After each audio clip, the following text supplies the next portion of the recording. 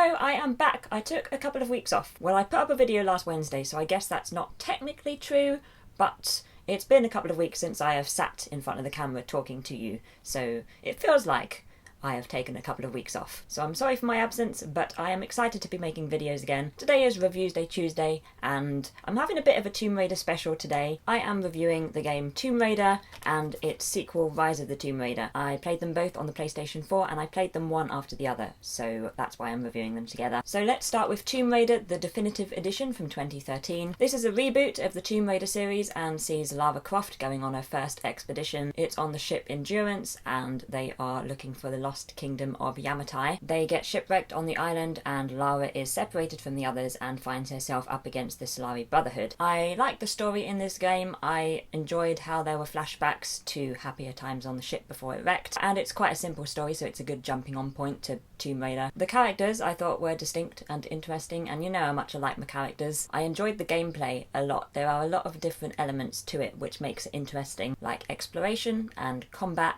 and challenges and puzzles and hunting, and it's a beautiful looking game. The cutscenes, the graphics, the rendering, it's not glitchy, or at least I didn't find it to be, and the world has a lot of depth. It's a very big world, there are lots of characters, and everything seems to have a point or a purpose. It's a very fun game to play, I found, and I definitely recommend it. And then Rise of the Tomb Raider, I played the special edition, the 20-year celebration. It has an art book in it. This was released in 2016. It's set a year after the events of Tomb Raider, and it sees Lara trying to clear her dead father's name, trying to restore his reputation and use his research to find the lost city of Kitesh, and she finds herself up against a mysterious organisation called Trinity, first in Syria and then in Siberia, where most of the game takes place. This is an interesting one because I prefer the characters in the first game, but I prefer the story in this game. Normally those two things are very closely linked with me. There's normally a very strong positive correlation between them, but not in this case. In this game the story is more complicated and a lot more personal to Lara and her past, which makes it more perilous. There are higher stakes,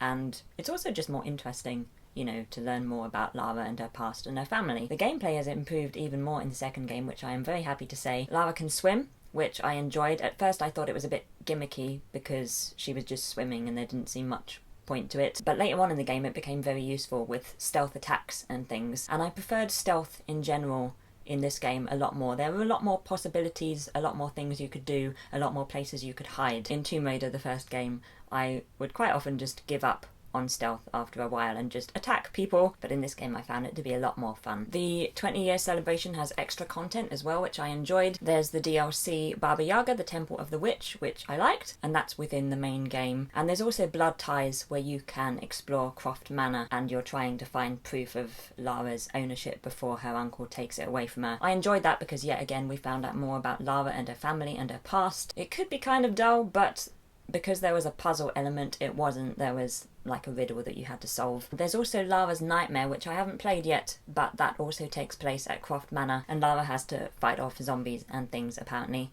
But that's for another day. So yeah, I'm repeating myself a bit, but it's another beautiful game with depth, and it's fun to play. So I'd give Tomb Raider 4.1 out of 5, I think, and I'd give Rise of the Tomb Raider 4.2 out of 5. I'd put them pretty close together, but I'd say that Rise of the Tomb Raider edges it just because it's improved some things. I'd love to know what you think about these games, if you have played them, or your thoughts on the Tomb Raider series in general. I've only played one Tomb Raider game before. I think it's Tomb Raider 2 on the PlayStation, but I was a lot younger and I didn't play it much. I mainly played Micro Machines and Toy Story at that time. That's it for today. I will be back later on in the week, barring any more incidents. I hope you have a great day, and I will see you then.